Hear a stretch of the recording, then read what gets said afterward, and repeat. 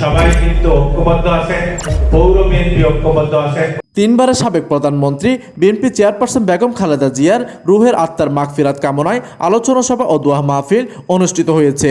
গত মঙ্গলবার 6 জানুয়ারি সন্ধ্যায় জেলা পরিষদ অডিটোরিয়ামে জেলা যুবদলের সাবেক সাধারণ সম্পাদক সুজন মোল্লার সভাপতিত্বে অনুষ্ঠিত আলোচনা ও দোয়া মাহফিলে প্রধান অতিথি হিসেবে উপস্থিত ছিলেন বাগেরহাট 2 সংসদীয় আসনে বিএনপির মনোনীত প্রার্থী ব্যারিস্টার শেখ মোহাম্মদ জাকির হোসেন।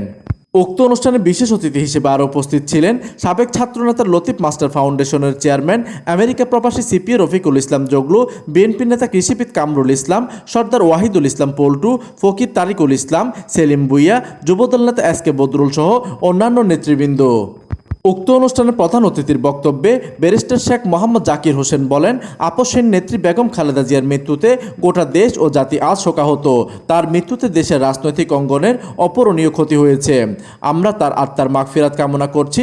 তিনি আরও বলেন, বাগেরহাট 2 সংসদীয় আসনে ধানের শীষ প্রতীকের প্রার্থীকে বিজয়ী করতে সবাইকে ঐক্যবদ্ধভাবে কাজ করতে হবে। এইদিকে আলোচনা সভা শেষে মরহুমা বেগম খালেদা জিয়ার আত্মার মাগফিরাত কামনা করে দোয়া অনুষ্ঠিত হয়। দোয়া পরিচালনা করেন বাগেরহাট সদর ওলামা দলের সভাপতি মাওলানা মাহমুদুল হক।